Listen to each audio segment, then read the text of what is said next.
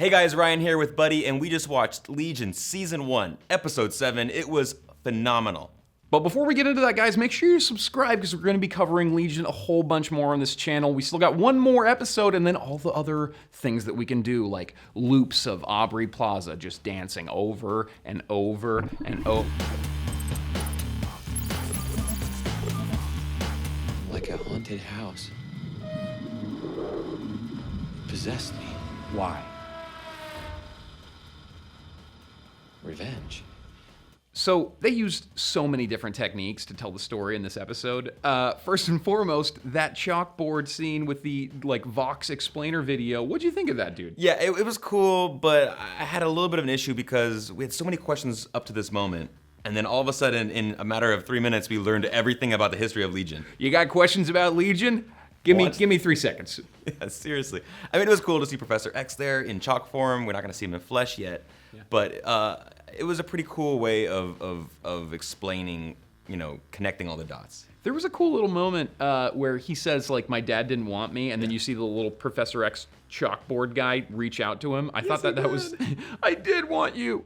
Maybe it wasn't about the monster. Maybe they just didn't want me. Oh, boo-hoo. Come on, focus. Right.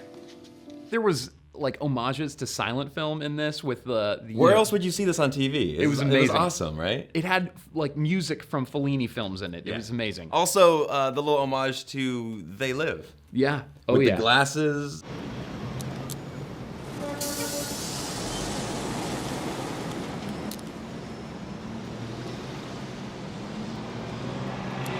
It was really cool to see these little nuggets throughout the episode. There's another thing with Oliver, actually projecting letters as he was conducting letters. Yes. So we did a lot of digging. We got a little overzealous. You're welcome, guys. We did all the work, though. We did all the work. The letters spell out SHIELD. It's actually visible in one of the frames, but that was before we did a bunch of internet searching for what was going on. Yeah. We used a Scrabble word unscrambler and took all the letters that were visible, and it came out to SHIELD. And then Ryan found a frame 3 seconds later. We do the work, guys. We do the work. You're welcome. Hey, sexy. Another awesome thing towards the beginning of the episode was seeing the Shadow King's kind of control center, maybe part of the astral plane, and he had his own little globes there. He was just peeking in and monitoring on people. It was pretty cool. Yeah, it was a globe inside of a globe. It was crazy, but the transition into that scene came out of one of the Shadow King's eye, and right in that eyeball you see 6 letters and a question mark, KMOTBL, we think. Yeah. And we searched that as well extensively, as much as we could, and didn't find anything. So, if you can please let us know in the comments if you guys have any idea seriously what that meant, because we searched for a long time and had no clue. We love the show as much as you guys do, so if you guys are nerding out harder than us, let us know, please. What did he do with it? What did he do with it? Buddy, we heard the Shadow King repeatedly ask this question to Amy. What did he do with it? Yeah. What did he do with it? So, what is it? You tell me. I have no idea. Tell me. I don't know. Right when he was saying it, you see the shot of the of Professor X's wheelchair. Yeah. But again, it's something that we don't know what it is. We don't know what the stars say. There's a bunch of questions from this. There's 2 things though about the Shadow King that I want to bring up before we get off the Shadow King. The reuse of the scene from episode 1 in the chalkboard scene when the doll now has the chalkboard Shadow King coming out of it. Mm-hmm. And then Lenny's flashlight says HMS Ambush. And so I looked up HMS Ambush. It's basically the names of 3 different ships in the Royal Navy. One was from the war with the U.S., the War for Independence, and 2 are submarines. One from World War II and one that's current now. I don't know if that means anything, if it means anything to anybody out there, or if it's just a random prop that she wasn't supposed to show the bottom of and we saw. I guarantee it wasn't that. I hope it wasn't that, and I hope it has meaning, and I hope you can find it. Let us know in the comments. Have I seen you before? At the poetry slam? No. You do seem familiar, though. Also in this episode, a lot of interpersonal drama between a handful of characters, including Melanie and Oliver, who were married for quite a long time. Who are and you? now he completely forgot about her. Who are I we? found it kind of strange that he just does not know who she is. Yeah, he remembers those suits from the 70s, but doesn't remember his wife. He remembers the bikinis from the 70s, right? Or what was That's it? The true. dresses, the summer dresses. He was a lot But he more will harebrained not- in this episode than Yeah. he was in the last That's time true. we saw him. Very, very true. So we saw something super sad between Carrie and Carrie, which was, you left me, I needed you, and you left me. I kind of wanted to be like, there was some extenuating circumstances, little girl. Some stuff was going on. But, girl that's half my age and this weird friggy relationship that we have, and I'm now chasing you. There was also David and Amy. David and Amy. Yeah, she still has a ton of guilt because she never told him that he was adopted and had these powers, and kind of forced him into these mental institutions before and all his treatment. Yeah, we've had a couple of awkward situations with David and Amy, but this was the first time without the Shadow King, and David is just like, you're cool, we're cool, everything's cool. And then Amy brings up, blowing my mind, emails and payphones in the same sentence, talking about needing to contact her husband again.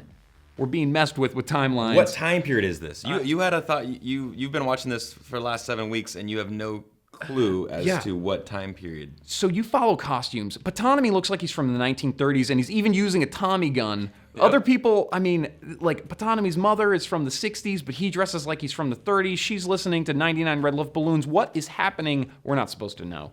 Is this all in somebody's head? I don't know. We weren't there. It was a mental projection created by the monster.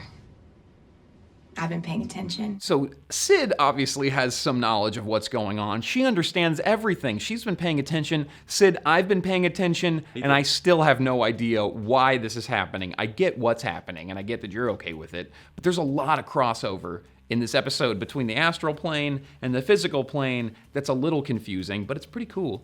Yeah, it was cool to see the Eye, kind of his demise, and it looks like the Shadow King has been controlling him from the get-go, and literally, spreads open her arms. He's pretty much turned into a little origami and killed immediately in the real world. Pretty disgusting little kill there. Yeah. Also, so there was something interesting with Rudy and Melanie. So let me break this down. So Rudy in the real world gets stabbed by the Eye. He starts to die. When he wakes up in the astral plane, he is in a coma. So Melanie's astral form goes back into the real world, whispers into his physical form's ear, when time is frozen, by the way, hey, you're dying in the real world. He gets up out of his coma in the astral plane, tackles Lenny. They shoot down the hallway for some reason.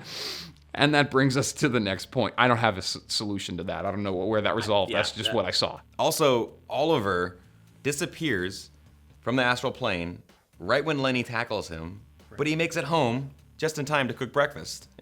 Yeah, his astral form disappears from the real world frozen time version and then reappears in the real world. Melanie goes and checks his diving bell, which we now know is called Jules Verne, which 20,000 Leagues Under the Sea. Cool, Good for you. Good for you. Yeah, it's empty. So Melanie thinks like he's gone, but then he's making everybody breakfast. But he still doesn't remember her? Yeah, it doesn't seem like he kind of remembers. vague. It doesn't. Yeah, he has a horrible memory.